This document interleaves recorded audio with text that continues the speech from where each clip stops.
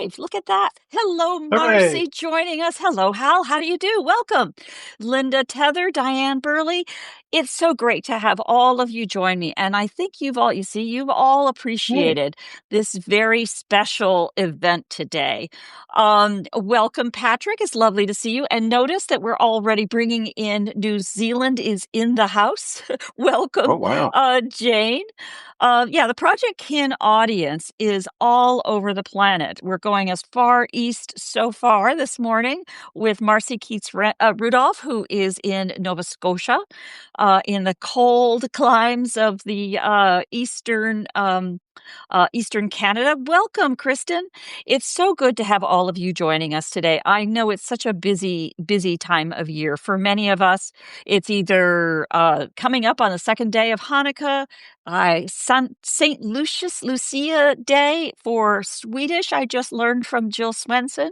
And of course, those who celebrate Christmas have Christmas gift doing coming up, and as you can see, my cats have already gotten in on the fun and are competing for who can take down the tree first. So I am so happy to have you join us, Tad. You are like our secret Santa, our secret back there, always writing under the name Mightier Acorns with some of the most remarkable posts. You were here well before me on Substack, writing these very both gripping and fun, but also very carefully researched tales that have taught me a great deal, including little specific lessons. Hey, look over here. Lessons for finding my ancestors. And I feel like I personally have grown quite a bit just reading your stuff. And welcome, Jennifer Jones, also known as the ringleader for the Speakers Corner series. And we just had a fabulous session last week bringing together our a two-part episode, bringing together our two Atlantic and Pacific coordinations. So enough of that warm up, because I know some people are just getting their emails, so they're just chiming in. So, Tad, tell us about your story 250. The one that you've submitted to Projectkin's Stories 250 series. I think you actually probably have more than a few, but go Oh. ahead and tell us about this first one. Well, this first one is kind of a concept that I've been leery of leaning into for a while because there's so much that I don't know. I'm not an expert. I don't have a history degree. I read a lot of people who do, and it's very humbling to realize how much there is to know that I don't know. Um, and then when I look at what I've been able to learn about, in particular, my fifth great grandfather, James Callin, um, I have a lot of information and I can stitch it together into a theory, which, if readers of my posts uh, have probably noticed for a long time, that I emphasize this is all theoretical. This is not set in stone. I'm doing the best I can. But the only way to tell that story really and make it compelling and make it feel alive was to uh, add narrative, add perspectives and thoughts that I can't prove, basically project what I think they might have been like. And that was what led to this story for the Project 250, the lives of three American Revolutionary War veterans. Um, I'm kind of in a position where I haven't been able to find enough records to actually tie together with some proof that James is even the same person that I think he is. Uh, I have the references from the original Callin family history, the one that was published in 1911. And the guy that wrote it, George Callin, he was a great grandson of James, but obviously he never met James. Right. And George's, both of George's grandparents had died before he was born. So he didn't know them. All he got was what his father told him. And according to the rest of the family, his father, William, was illiterate, um, but a very stern, very well, not well educated, but a very smart uh, man, clearing the countryside in, uh, the Ohio River Valley, and wanting to impress the value of education on his children. And so I know that George was told these stories, and what made it into his book does seem to match up with the records that I found, but I can't prove it. Hmm. And there's little details that George gets wrong. So I have to question everything. He says that James had a brother, John, who never had children and lived with him. But there's only really one piece of evidence that I found that names a James and a John, and that's the record that puts them in the mounted Kentucky cavalry, which Hmm. that may be where you got the idea that I was living in Kentucky. You mentioned Kentucky a few times. Come on, man. I've mentioned it because I'm fascinated. There's so many people with the surname Yeah. that show up in parts of Kentucky, and I just haven't been able to Yeah. pull together records or make the connections that I need to make there. So um, it's interesting to me, and that's what led to putting this fictional version of how James ended up in the military, how he ended up in a Virginia unit, even though he lived in Pennsylvania, which is a whole fascinating thing that took Yeah. me a year or two to work out. Um, and I was really excited with the way it came out, especially being able to tie in my maternal side. Again, fifth great grandfather, Leopold Zindel, who was a Hessian soldier and a POW. And so it wasn't really until I composed this story and put it in words, put it in a timeline, and then realized that James and probably his relative Edward, who I'm assuming was either his brother or his cousin, James and Edward camped in the winter of 1778, less than 20 miles from where Leopold was being held prisoner. And he was making cannonballs for the army.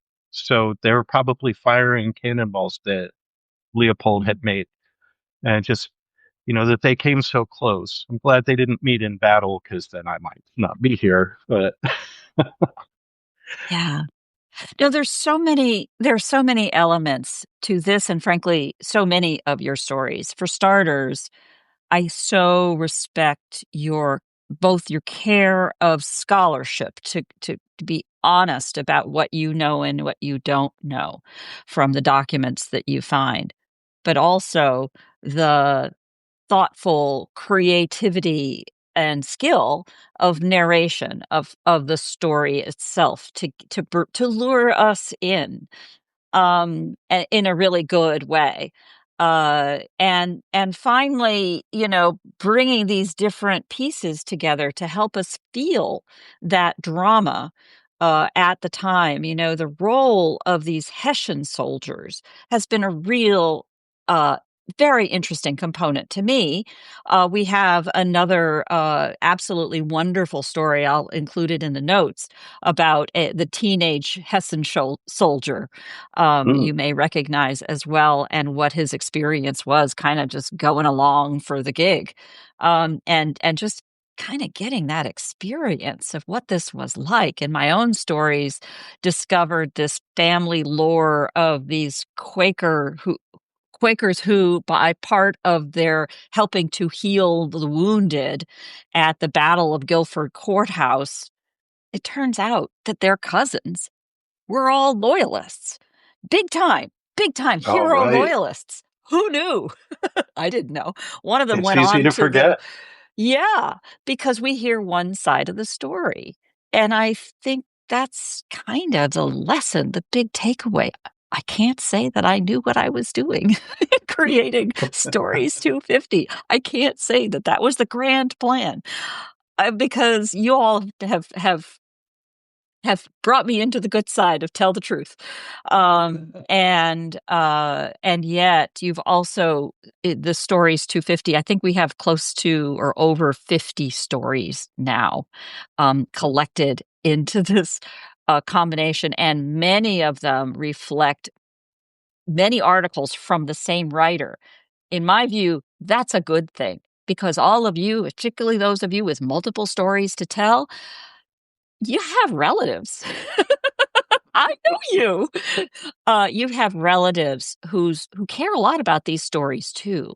And I think being able to read them as a compilation and read them to see them in context of time, to see how many of us had ancestors who were like next door neighbors practically in the same Yep. window of time. I haven't gone through to figure out who was in which, which battalion or whatever. But they must at this point, well, obviously we did. It's just, it's like saying all of us, every single one of us had ancestors there at the time. Otherwise, we wouldn't be here. Right. It's just what were they doing and where were they? And as we've seen, and I thought was really well described in the uh, Ken Burns' American Revolution Mm. series, it started as a civil war and became a world war.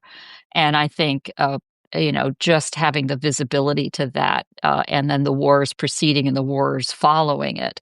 As I said, with my ancestor on the loyalist side, he went on to the Napoleonic Wars. Remember that? And Mm. it wasn't all about Right. Napoleon. There was somebody he was No. fighting. um, and it just brings that kind of history alive. And as you have continuously shown, gives us incredible depth of into today's history. Um, Yeah. The parallels are amazing, and um, I mean there are some obvious parallels between certain periods. Like the current political environment, you will hear people compare it to 1930s Germany, which is uncomfortable. You definitely hear a lot of comparisons to our Civil War, which a lot of people never let go of. And you still see these ideas that were argued about at the time of each generation. yeah. That is still people are still making the same arguments, and people are still struggling to come to terms with the same principles.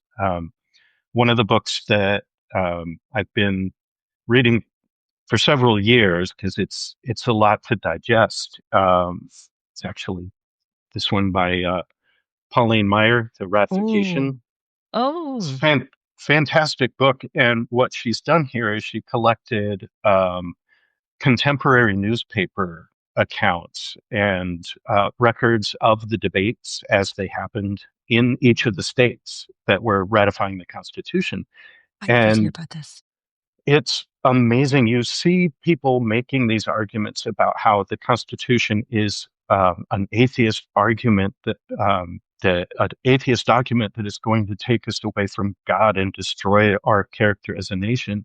And a lot of the same kinds of people who were making those arguments are here today, carrying on that tradition, but arguing the different point of view, arguing that the Constitution is a Christian document that's based in the Bible. And it's really weird to see how people have struggled to find, their place and their opinion about, our founding documents. And Mhm. it's unexpected where people will land. Yeah. And that's kind of part of one of the things that I keep struggling with when I'm doing my family history is trying to figure out um, where did James stand on some of these issues. I doubt he was an idealist about um, liberty and freedom. He was a Scots-Irish, I think Presbyterian, and the impression that I get from like putting these pieces together is that he was probably pretty irascible. He probably didn't. I I don't want to say he was unprincipled, but I don't know, he didn't leave anything behind to tell us what his values were and what he was Hmm. fighting for. And I feel like he probably was very practical. He came to the United States, we think from Ireland, where he wouldn't have had property, he wouldn't have had land. And he fought in a war for a Virginian regiment. Virginia was at odds with Pennsylvania. They were fighting over the same territory that's mostly now Westmoreland County. Um, and just seeing that he made that choice to fight for Virginia instead of for Pennsylvania, you see in my fictional account that he's very upset about this. And that's because I feel like he probably was. He Yeah. probably had issues with the way the Quaker government used the Scots Irish Presbyterians as a buffer between, Themselves their and the tidy Anglicans. Quaker farms, right? And they put them on that border with where the fighting was between the French and the British with their Iroquois um, Allies. allies. Yeah.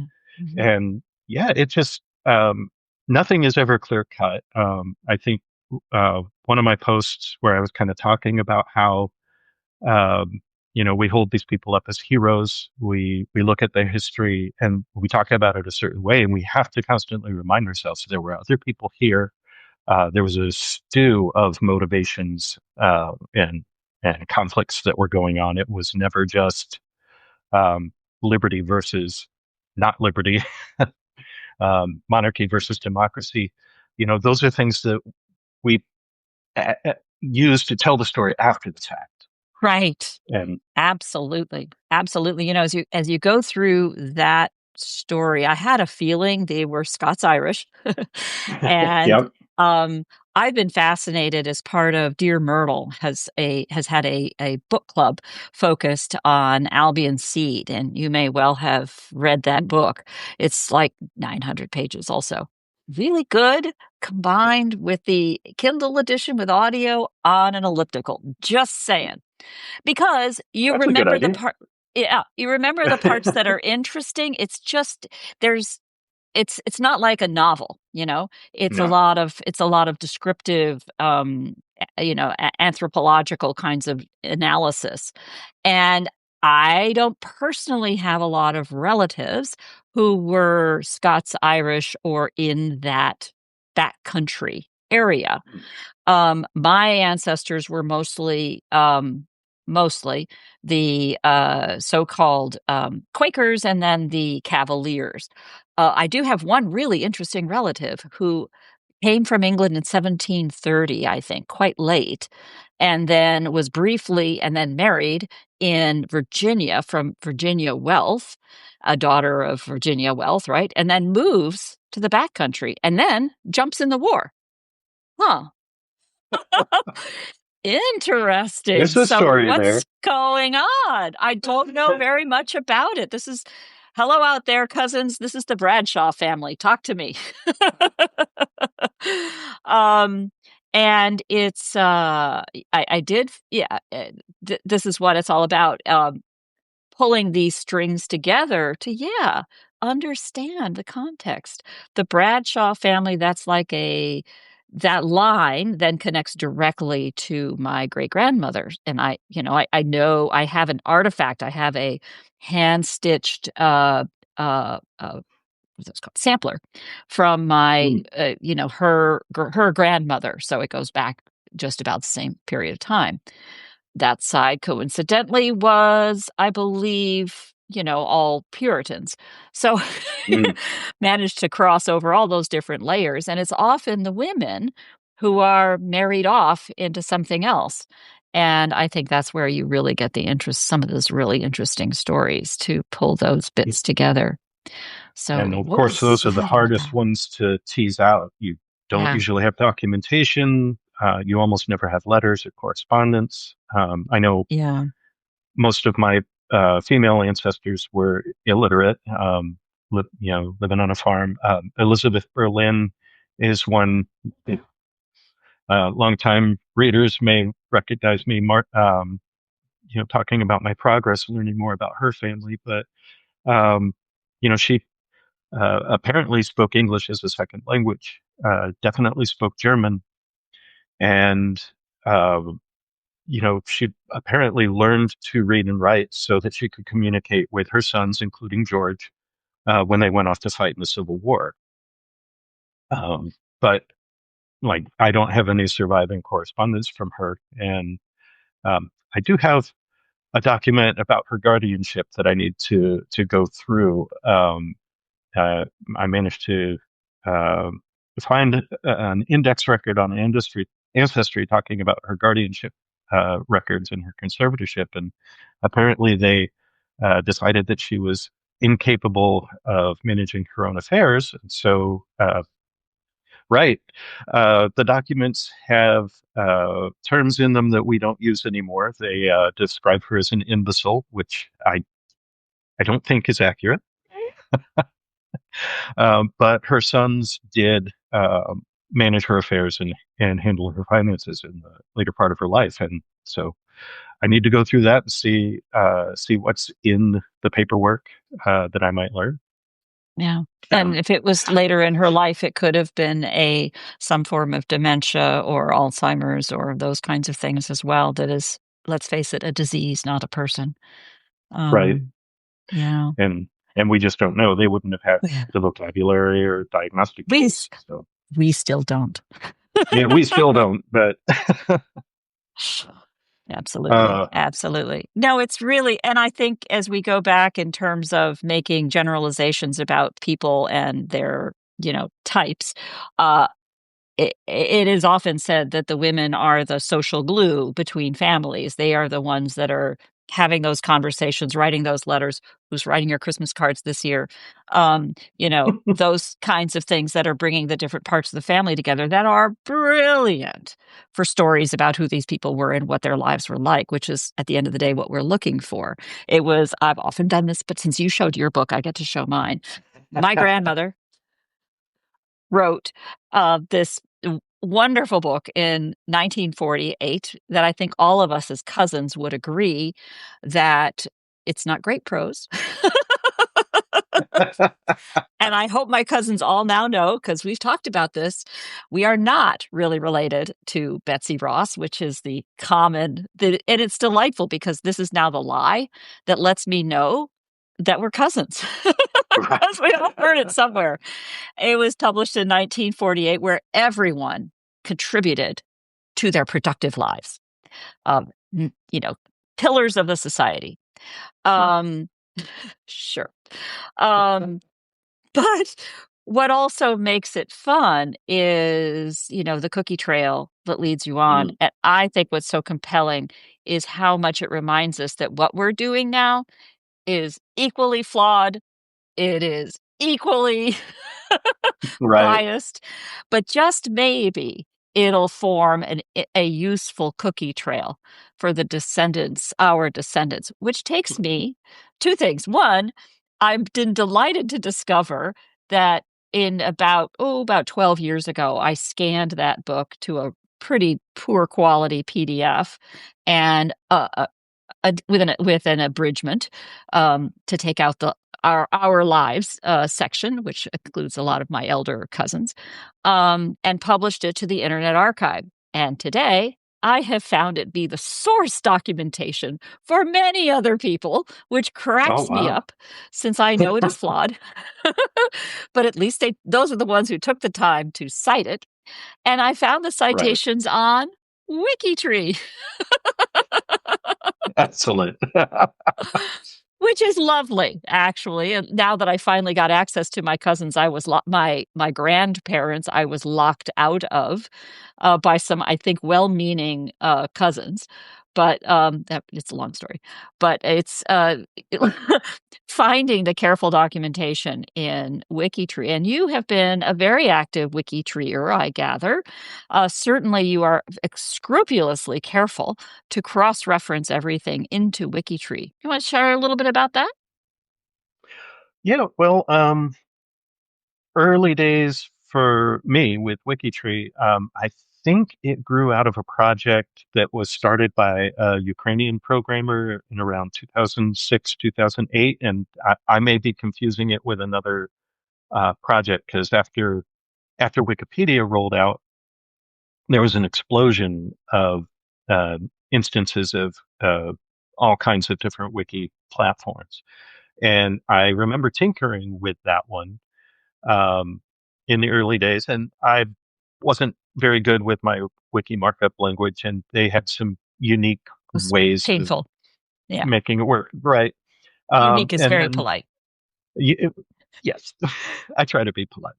Uh, when I came back to it, I was working on my Callin family history revision project starting in 2015, and that kind of became one of the things that I uh, worked into my process. I do most of my research on ancestry. I just went ahead and started paying for the top tier all access membership around 2015, and then cross-referencing whatever I found in Ancestry with what could be found in Family Search. Because Family Search, of course, is free for everybody. And while they don't have quite as many databases as the Ancestry maximum level does, they do have things that Ancestry doesn't get because the resources are owned by the LDS Church and they keep them close hold for a lot of reasons. Um, and so I like having that resource. I'm not crazy about the way their tree functions, but I'm not gonna I'm not gonna attack them here because I do try to use it, and Mhm. as I learn things, it gets better. So As drop best friends have the best suggestions. It's okay. right. But working back and forth mainly between those two primary resources and then taking whatever I get, because ancestry trees are notoriously hard to share with people, especially if they don't have an account and don't even want to set up a free account, which I understand. Um, if they can't view what I'm working on in Ancestry, then if I can put it in WikiTree, then they have a resource. They can see what I've done, and it's taken me a lot of years to develop my skills there and get better at source citations.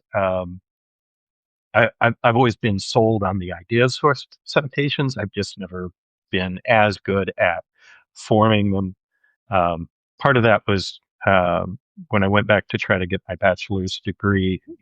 Every class you take, the professor uses a different standard, and um, I was coming back after 20 plus years in the federal government writing reports that require a completely different non-public Yeah. standard. So uh, my approach has always been I'm going to do the best I can. Yeah. People are always going to find details to nitpick with. As long as they can find the source that I'm citing, I feel like I've done a good job. And I'll keep trying to improve. I've learned how to use Yeah. some of the templates, and they have an AI app on Wikitree, the Wikitree Sourcer app, which is improving. Um, and again, I'm improving as I work with it. But it makes it really handy to generate those links. So when I do share something from Ancestry, I usually have a link from Wikitree Yeah. going to that if it's a critical Yeah. piece of Yeah. evidence. Well, kudos to you. You're here not only an example of how effective it is to just get started, and then keep improving, because you will keep improving. I can see how skilled you are today. And that's a reminder to newbies like me to just get in there and do my best and let the pull of the story, pull of the fun, the joy of it pull me along. And what I'm trying to do here is to show others that joy, for even those like me Yeah. that don't know. We all bring our own set of experience to the table, and the Right. kinds of things that we can do to help others to this. Because in my view, there are, like every field, so many incredible experts, and it takes diving in to really appreciate what their expertise is. But meanwhile, like sitting here playing with my paint set, I can make some progress and start to appreciate what's happening and what I'm doing. You know, thank you so much for taking the time today to come on back to Substack to join us with this. And you are a milestone for me, by the way. I'm not sure you knew that. You are a milestone for me because going forward, you will be the first of what I hope to be a series bringing in um, genealogists, storytellers, and family historians from everywhere, not just on Substack. Yes, you have to have a Substack account to do this, but I honestly think this is a way to create a traffic flow for people who are outside of Substack. Our genealogy community now here has grown and become so strong and vibrant that it can help and be enriched like a tide pool with the flows from outside of Substack. So I will be doing a number of other projects to try to keep that back and forth going on, and am very excited to do that. You'll hear more about things like Roots Tech. I have All an right. edition for Stories250 coming up, and a bunch more coming in for 2026. It's time to start planning that. I'm not exactly going to do a retrospect because that's get boring, but it's been an amazing year. Yeah. And I'm truly thrilled by this organization, this community, and vibrancy is just the word that comes to mind. And I'm so pleased you were here before me.